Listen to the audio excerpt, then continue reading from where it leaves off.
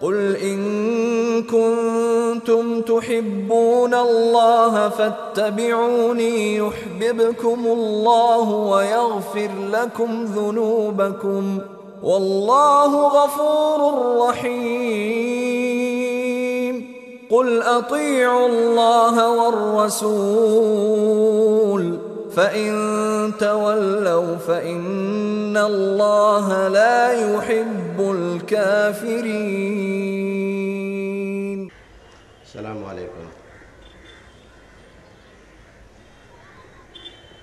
الحمدللہ والصلاة والسلام علی رسول اللہ وعلی آلہ واصحابہ ومن والاه. فاعوذ باللہ السمیع العلیم من الشیطان الرجیم. بسم اللہ الرحمن الرحیم.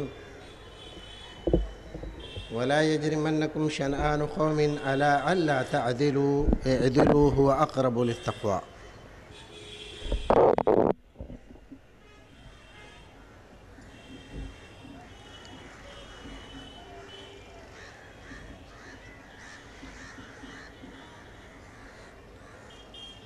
کہو برا نہ کسی کو بھلا نہیں ہوتا،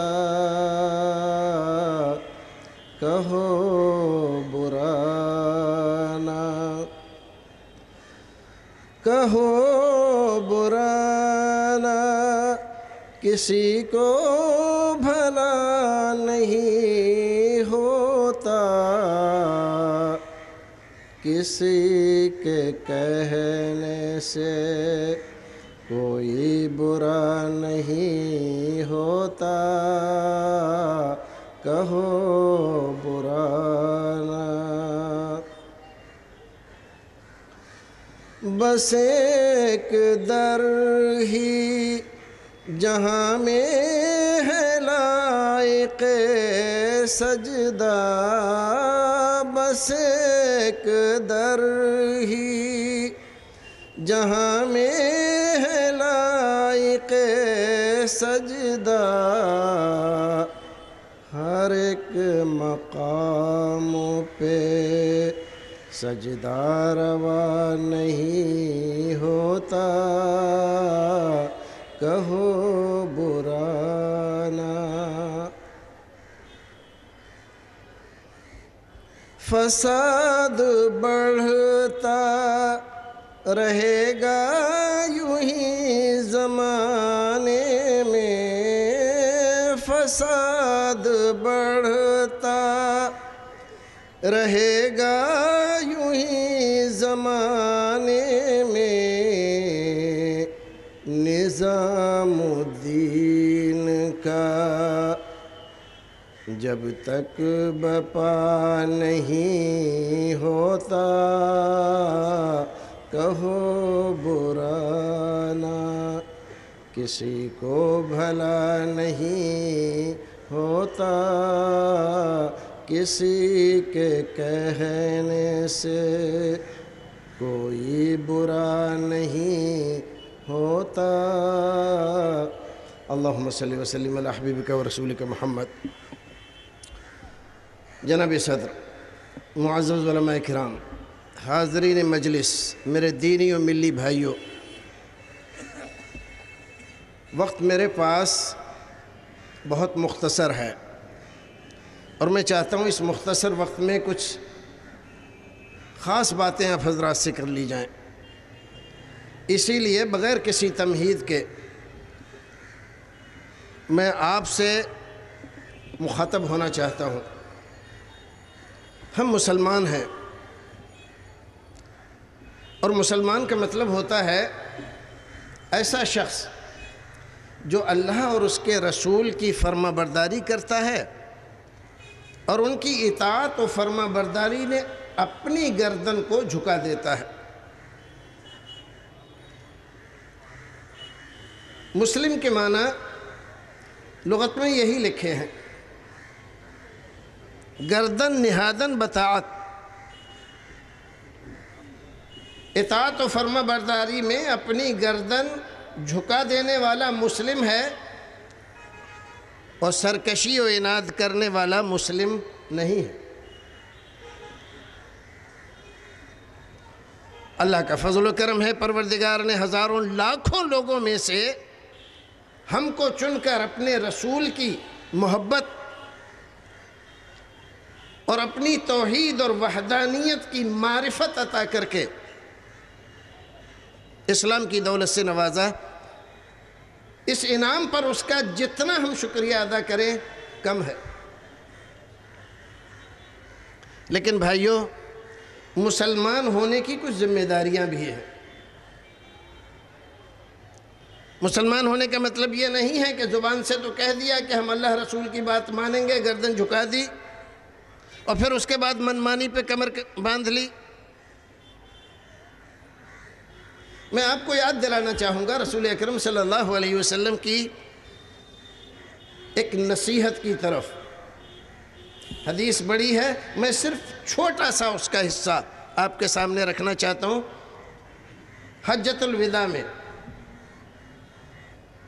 سب سے عظیم دن میں رسول اکرم صلی اللہ علیہ وسلم نے مسلمانوں کو مخاطب کرتے ہوئے فرمایا، ان اموالکم واعراضکم ودماءکم حرام علیکم کیومکم ھذا فی بلدکم ھذا فی شہرکم ھذا۔ مسلمانوں، یہ اسلام کے سب سے عظیم اور سب سے بڑے اور رسول اکرم صلی اللہ علیہ وسلم کی زندگی میں پیش آنے والے سب سے بڑے اجتماع میں یہ اعلان فرمایا رسول محترم نے، اے مسلمانوں، ایک مسلمان کا دوسرے مسلمان کے ذریعے مال ہڑپ کرنا، مسلمان کے مال کو نقصان پہنچانا، اس کی عزت اور آبرو کو نقصان پہنچانا، اس کی جان کو نقصان پہنچانا، یہ تمہارے اوپر حرام ہے۔ مسلمان کی جان، اس کا مال اور اس کی عزت اور آبرو اتنی ہی محترم ہے جیسے آج کا یہ دن شہر مکہ اور ذی الحجہ کا عظیم اور محترم مہینہ۔ مال ہی نہیں، جان ہی نہیں، عزت اور آبرو بھی ایک مسلمان کی دوسرے مسلمان کے لیے محترم ہے، قابل عزت ہے، اور جب تک اس کی پاسداری نہیں کرتا حقیقت میں وہ اس لائق نہیں ہوتا کہ اس کو ہم حقیقی اور صحیح مسلمان کہیں۔ یہ ایک نصیحت تھی رسول اکرم کی۔ اب اس کو اگر ہم آگے لے جائیں گے تو بات بہت بڑھ جائے گی۔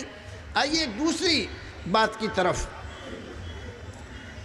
قرآن میں اللہ رب العزت فرماتا ہے، تِلْكَ أُمَّةٌ قَدْ خَلَتْ لَهَا مَا كَسَبَتْ وَلَكُمْ مَا كَسَبْتُمْ وَلَا تُسْأَلُونَ عَمَّا كَانُوا يَعْمَلُونَ۔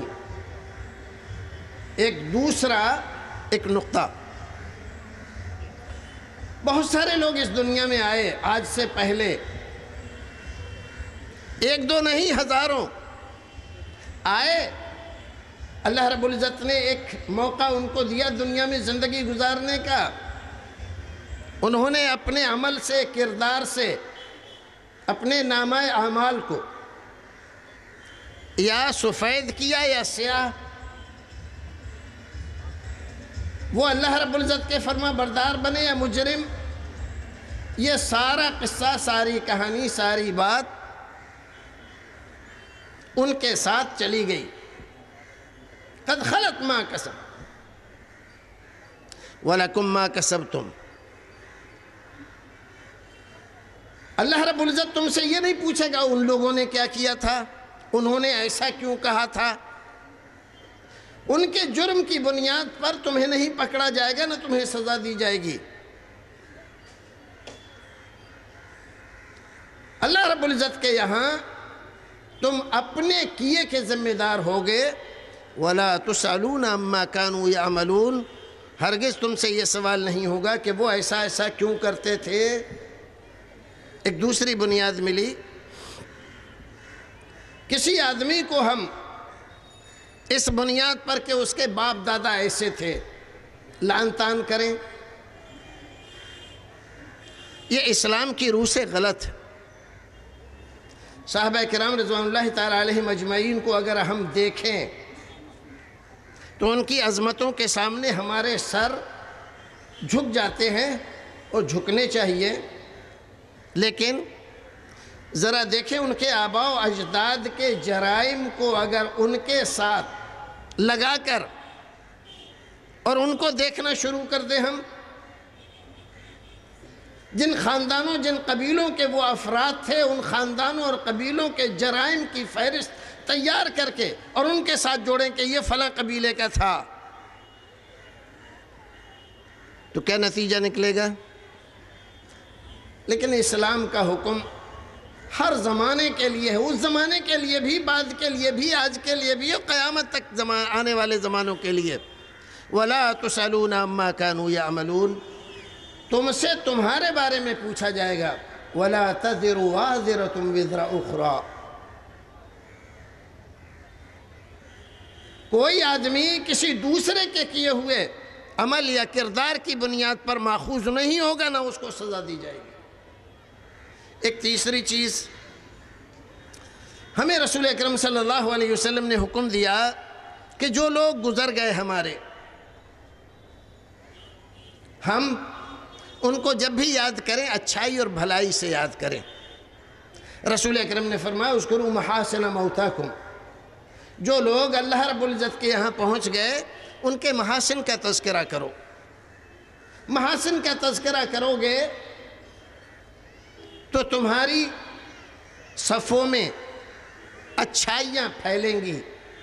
جس چیز کا تذکرہ آپ کے سماج میں زیادہ ہوگا وہی چیز پھیلے گی۔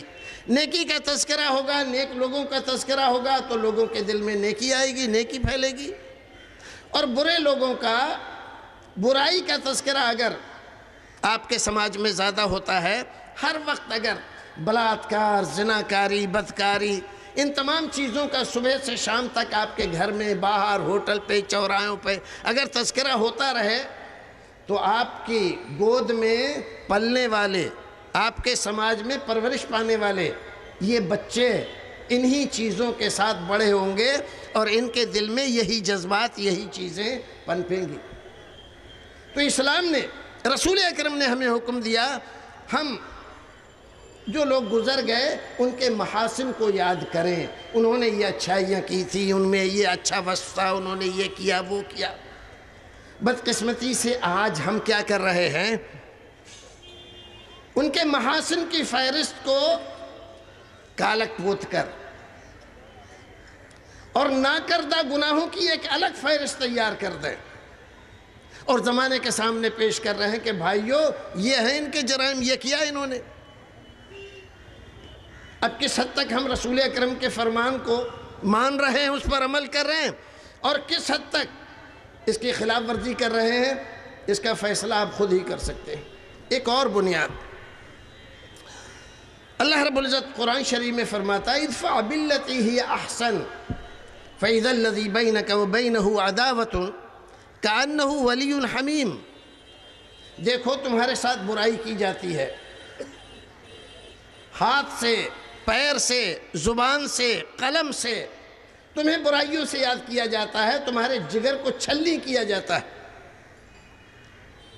لیکن تمہیں ہدایت یہ دی جاتی ہے ادفع باللتی ہی احسن، ہمیشہ برائی کا بدلہ اچھائی کے ساتھ دو۔ ایک بار ایسا کرو گے تو برائی کرنے والے کا حوصلہ بڑھے گا اور تمہیں ستائے گا اور گالی دے گا اور برا بھلا کہے گا، پھر بھی آپ بھلائی سے پیش آؤ گے، پھر ایسا ہی کرے گا۔ لیکن ایسا نہیں ہے کہ وہ بار بار ایسا کرے، ایک وقت ایسا ضرور آئے گا کہ وہ اپنے عمل پر، کردار پر شرمندہ ہو کر آپ کے سامنے معافی مانگنے کے لیے تیار ہو جائے گا۔ فَإِذَا الَّذِي بَيْنَكَ وَبَيْنَهُ عَدَاوَةٌ، وہ آدمی جس کے اور تمہارے درمیان دشمنی ہے، تمہارے برائی کو بھلائی سے جواب دینے کی وجہ سے تمہارا جگری دوست بن جائے گا، یہ کہاں کہا گیا؟ قرآن شریف میں۔ یہ مسلمانوں کو حکم دیا گیا، دوسروں کو نہیں۔ اور اے اہل حدیث بھائیوں، تمہاری تاریخ میں الزامات، بہتانات، افترا پردازی دوسروں کی جانب سے کوئی آج نئی نہیں ہو رہی ہے۔ ہمارے کچھ بھائی سوچتے ہوں آج ایسا کہہ دیا، ایسا کہہ دیا، یہ نئی بات ہے۔ کوئی نئی بات نہیں ہے، بلکہ درمیان کا کچھ عرصہ ایسا گزر گیا کہ جس میں ہمیں گالیاں سننے کو نہیں ملی، اس کی وجہ سے ہم سست پڑ گئے، ہماری سرگرمیاں ختم ہو گئیں، ہم سوچنے لگے ہمارے یہ بھائی اور ہم سب ایک ہی ہیں، قرآن و سنت پر عمل کریں، قرآن و سنت سے ہٹ کر عمل کریں، سب ایک ہی ہے۔ ہمیں تو ان کا شکریہ ادا کرنا چاہیے، جو بھائی ہمیں برائیوں سے یاد کرتے ہیں، افترا پردازیوں سے یاد کرتے ہیں، بہتانات سے یاد کرتے ہیں، کم سے کم وہ موقع دیتے ہیں ہمیں ہماری صفائی کا، ورنہ اکثر لوگ تو ہمیں صفائی کا موقع ہی نہیں دیتے، ویسے ہی سولی پہ چڑھا دیتے ہیں۔ یہ بھائی ہمیں موقع دیتے ہیں کہ ہم اپنا موقف رکھ سکیں، جو مسائل متنازع ہیں ہمارے اور ہمارے بھائیوں کے درمیان، جب وہ اس کا تذکرہ کرتے ہیں غلط انداز سے، غلط طریقے سے، الزام و بہتان کے طریقے پر، تو ہمارے بھائیوں کو بھی خیال آتا ہے کہ یہ مسئلہ واضح نہیں ہوا لوگوں کے نزدیک، اسی لیے غلط فہمی میں ہے، لہٰذا اس غلط فہمی کو دور ہونا چاہیے۔ اب آتے ہیں علماء اہل حدیث کے پاس، ہمارے امیر صاحب کو، ناظم صاحب کو پریشان کرتے ہیں، ایسا کیجئے، اس مسئلے کی وضاحت ہونی چاہیے، لوگوں کو غلط فہمی ہے، آج تک آپ یہ نہیں کر سکے، آپ کیا کر رہے ہیں؟ تب ان کو بھی خیال آتا ہے کہ بھئی ہونا چاہیے، مسائل کی وضاحت ہونی چاہیے، ہمارا موقف واضح ہونا چاہیے۔ آمین کیوں کہہ رہے ہیں، رفع الیدین کیوں کر رہے ہیں، تراویح 8 کیوں پڑھ رہے ہیں، طلاق کو ہم ایک وقت میں دی ہوئی طلاق کو 3 یا 30 کو ایک ہی کیوں مانتے ہیں؟ موقع ملتا ہے ہمیں ہمارے بھائیوں تک پہنچنے کا جو ان مسائل کو نہیں جانتے اور غلط فہمی سے ایک غلطی میں پڑے ہوئے ہیں، وہ سوچتے ہیں کہ یہی اللہ کے رسول کا فرمان ہے، تو ہمیں تو شکریہ ادا کرنا چاہیے۔ بلکہ میں تو کبھی کبھی دعا کرتا ہوں کہ پروردگار ہمارے ان بھائیوں کو اور توفیق دے ہمیں گالیاں دینے کی، برا بھلا کہنے کی، زیادہ سے زیادہ برے لفظوں میں یاد کرنے کی، تاکہ ہمارے بہت سارے بھولے بھائی جو یہ سمجھتے ہیں ان کی ٹوپیوں کو دیکھ کر، ان کے جبہ کبہ کو دیکھ کر بڑے شریف لوگ ہیں، ذرا شرافت کے اندر کیا ہے وہ بھی تھوڑا سا ظاہر ہو جائے تو حقیقت اور باطل سمجھ میں آئے، عمل میں اور کردار میں، قول میں اور فعل میں کتنا فرق ہے، کتنا تضاد ہے، یہ بات واضح تو ہو جائے۔ تو میں تو شکریہ ادا کرتا ہوں، میرے بہت سارے ساتھی میرے اس بات میں موافق ہیں، ہو سکتا ہے کوئی اس پہ میری موافقت نہ کرے، لیکن مجھے اس سے بھی کوئی زیادہ فرق نہیں پڑتا ہے۔ میں یہی بات صحیح سمجھتا ہوں کہ میرے اس ملک میں، جس میں ہر ایک آدمی کو اپنی بات بھلے طریقے سے، ڈھنگ سے رکھنے کا حق دیا ہے سرکار نے، ہر ایک آدمی اپنی بات کہہ سکتا ہے۔ اب اگر کوئی آدمی ہمیں یہ موقع فراہم کرے کہ ہم اپنی بات رکھ سکیں تو اس کا شکریہ ہی تو ادا کرنا چاہیے۔ پھر ہمارے بہت سارے بھائی ایسا کہہ دیا، یہ کر دیا، وہ کر دیا، بھائی یہ ناراضگی بیجا ہے۔ دیکھیے جس کا نقصان ہوگا وہ بہرحال چلائے گا، وہ بہرحال دکھ کا اظہار کرے گا، لوگ تو مارنے پیٹنے پر تیار ہو جاتے ہیں، مسجدوں سے تو نکالتے ہی تھے، گاؤں سے نکالنے لگے ہیں لوگ۔ آپ کس چکر میں ہو، کیوں نکال رہے ہیں؟ نقصان جو ہو رہا ہے ان کا، ٹولیوں کی ٹولیاں نوجوانوں کی ان سے کٹ کر آپ کی طرف آ رہی ہے، تو ان کو تکلیف نہیں ہوگی؟ اگر آپ کے نوجوان ادھر جانے لگتے تو آپ کو دکھ نہیں ہوتا کیا؟ یقیناً ہوتا۔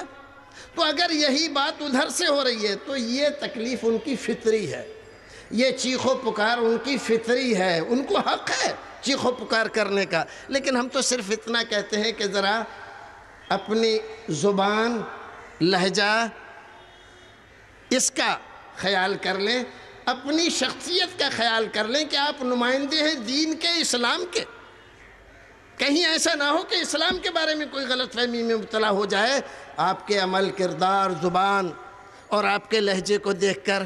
تو دین کا تھوڑا خیال کر کے بات کہیے، اچھی کہیے، اور وہ کہیے جو قرآن نے کہا ہے، وَلَا يَجْرِمَنَّكُمْ شَنَآنُ قَوْمٍ عَلَىٰ أَلَّا تَعْدِلُوا۔ کسی قوم کی دشمنی تمہیں اس حد تک نہ لے جائے کہ تم انصاف کے تقاضوں کو پورا کرنا بھول جاؤ اور سراسر بہتان بازی اور الزام تراشی میں پڑ جاؤ، اور تمہاری ساری صلاحیتیں محض افطرا پردازی میں، نئے نئے اور جھوٹے الزام لگانے میں صرف ہو جائے۔ یہ نہیں ہونا چاہیے، قرآن نے اس سے منع کیا ہے۔ ہماری مت مانو، کم سے کم قرآن شریف کی اس ہدایت پر کچھ تو عمل ہونا چاہیے۔ اسی طرح کی اور بھی کئی باتیں میں نے لکھی ہوئی تھی، لیکن میرا اصلی موضوع دور چلا جائے گا۔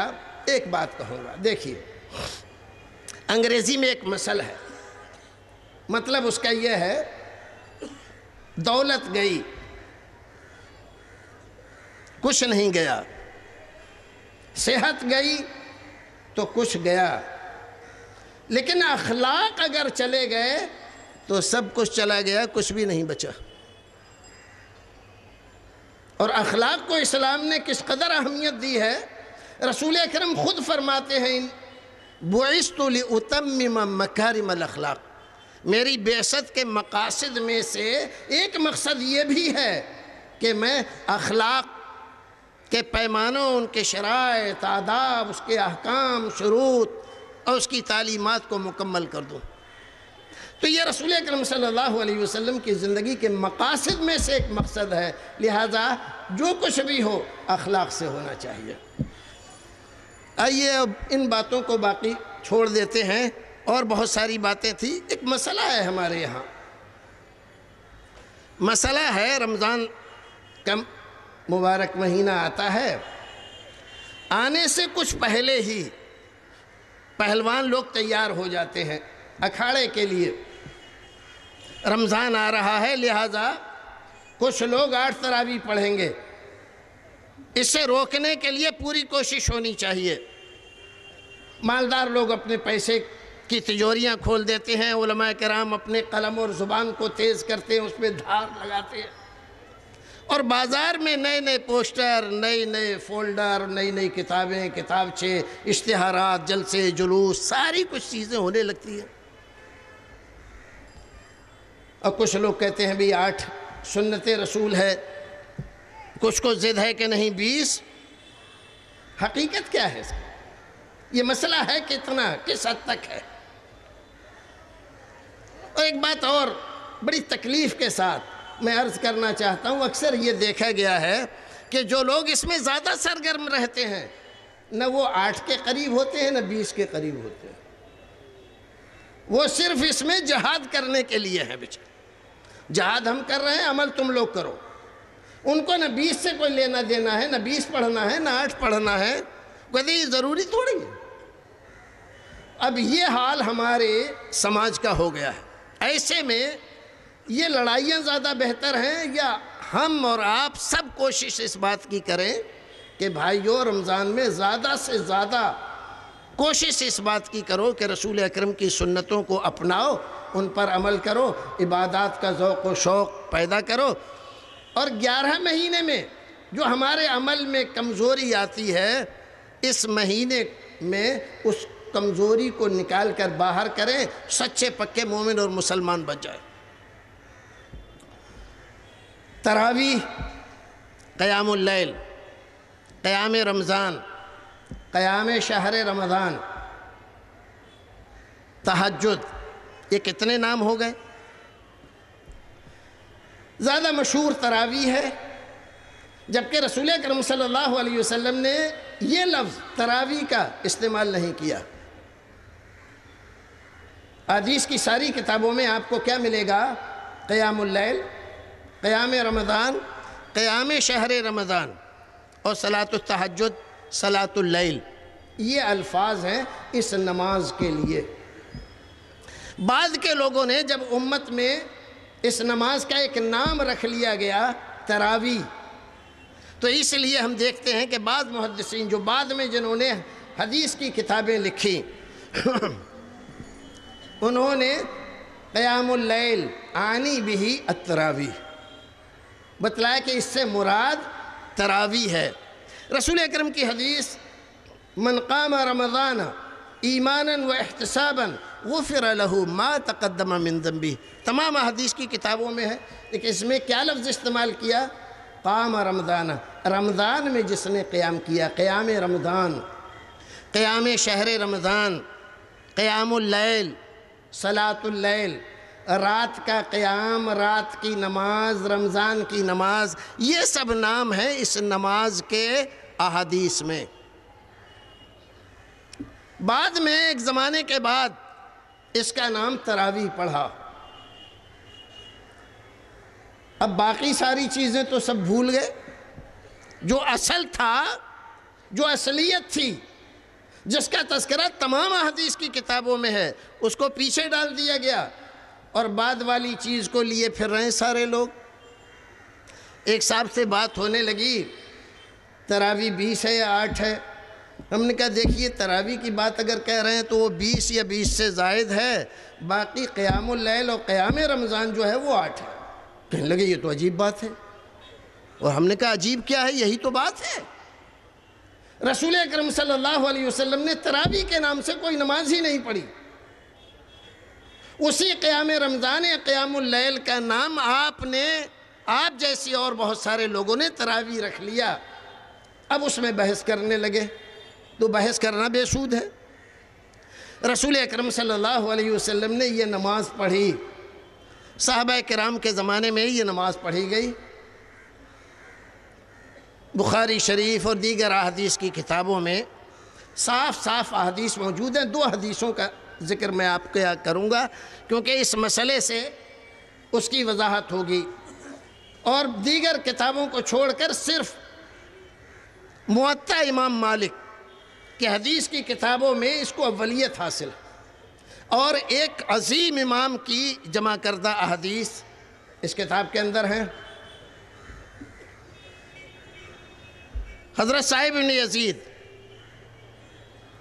بیان کرتے ہیں کہ رسول اکرم صلی اللہ علیہ وسلم نماز پڑھتے تھے تراویح کی نہیں، قیام اللیل، قیام رمضان، ب11 رکعتاً۔ حضرت عمر بن الخطاب رضی اللہ تعالی عنہ نے جب ایک رات نکلے مدینے کے گشت پر، اور ان کی عادت تھی وہ اکثر راتوں کو اپنے کسی ساتھی کو یا اپنے عامل کو ساتھ لے کر نکلا کرتے تھے۔ ایک بار مسجد کی طرف سے گزر ہوا، دیکھا آواز آ رہی ہے قرآن پڑھنے کی، تو پوچھا کیا ہو رہا ہے؟ کہا لوگ نماز پڑھ رہے ہیں، قیام اللیل کر رہے ہیں۔ گئے اندر جا کر دیکھا تو کیا دیکھا کہ ایک امام پڑھا رہا ہے، اس کے پیچھے 6 آدمی، ایک پڑھا رہا ہے اس کے پیچھے 4 آدمی، ایک پڑھا رہا ہے اس کے پیچھے 8 آدمی، ایک کے پیچھے 4 آدمی، کسی کے پیچھے 2 آدمی، ایک مسجد اور 10 امام، اور ہر ایک آدمی زور زور سے پڑھ رہا ہے۔ کہا یہ تو بہت غلط ہے، قرآن نے حکم یہ دیا ہے کہ جب قرآن پڑھا جائے تو سنیں اس کو، اذا قرئ القرآن فاستمعوا له وانصتوا، اور یہاں کوئی سننے کی کوشش کر نہیں رہا، ہر ایک آدمی اپنی آواز بلند کر رہا ہے۔ صبح ہوئی، صحابہ کرام کو جمع کیا، مجلس بیٹھی، رات کے واقعے کا تذکرہ کیا، مشورہ کیا صحابہ کرام سے، سارے لوگوں کو اگر ایک امام کے پیچھے جمع کر دیا جائے تو کیا یہ اچھا نہیں رہے گا؟ کہ ہاں بالکل اچھا رہے گا۔ اتفاق ہوا صحابہ کرام کی مجلس میں کہ ایک امام پڑھائے، باقی سارے لوگ اس کے پیچھے پڑھیں۔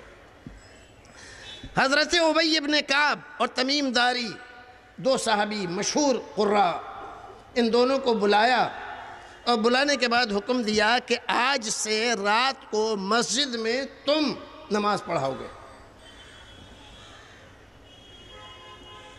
ٹھیک ہے، نماز ہونے لگی۔ دوسرے دن پھر جب راؤنڈ پر آئے تو دیکھا کہ حضرت ابی پڑھا رہے ہیں اور سارے لوگ ان کے پیچھے خشوع و خضوع کے ساتھ پڑھ رہے ہیں۔ فرمایا نعمت البدعۃ ھذہ، کتنا اچھا طریقہ ہے یہ۔ اب ہمارے بعض بھائیوں کو یہاں سے کہنے لگے بدعت حسنہ اس سے نکلتی ہے، حالانکہ انہوں نے نعمت البدع کہا ہے۔ کہتے ہیں بدعت حسنہ اس سے نکلتی ہے، حالانکہ اس سے نہ بدعت نکلتی ہے اور نہ کوئی اور چیز نکلتی ہے۔ حضرت عمر ابن الخطاب نے یہ فرمایا کل کے مقابلے میں، کل جو صورت تھی یہاں مسجد میں، اس کے مقابلے میں آج کا یہ عمل کتنا اچھا ہے۔ کل کئی سارے قاری پڑھ رہے تھے، کوئی کسی کی نہیں سن رہا تھا، آج ایک پڑھ رہا ہے، سارے لوگ سن رہے ہیں، یہ کتنا اچھا ہے۔ ہمارے بعض بھائی غلط فہمیاں پھیلا رہے ہیں۔ اہل حدیث حضرت عمر کو بدعتی کہتے ہیں کہ انہوں نے 20 رکعت کا حکم دیا تھا۔ اللہ کے بندو، مرنا ہے ایک دن، جانا ہے، تم کو بھی حساب دینا ہوگا۔ وہاں پر پارٹیوں اور فقہی مذاہب کی بنیاد پر حساب کتاب نہیں ہوگا۔ فرشتے نہ حنفی ہیں نہ شافعی، نہ مالکی ہیں نہ حنبلی، وہ اللہ کے فرما بردار ہیں، یفعلون ما یؤمرون۔ لہذا یہ مت سوچو وہاں بھی اپنی چل جائے گی جیسے یہاں چل جاتی ہے اکثریت کی بنیاد پر۔ ہمارا کوئی آدمی حضرت عمر فاروق کو بدعتی نہیں کہتا، اور ہم کہہ کیسے سکتے ہیں؟ سوال یہ ہم کہیں گے کیوں؟ ہم تو یہ مانتے ہی نہیں کہ یہ نماز حضرت عمر فاروق نے ایجاد کی ہے۔ ہم تو یہ مانتے ہیں کہ حضرت عمر فاروق نے رسول اکرم صلی اللہ علیہ وسلم کے عمل کی تجدید کی، اس کا احیاء کیا۔ رسول اکرم نے جو پڑھائی تھی تین رات نماز، ایک امام تھا، باقی سارے لوگ مقتدی تھے۔ اس ڈر سے کہ کہیں یہ فرض نہ ہو جائے آپ نے باقی دن نہیں پڑھائی۔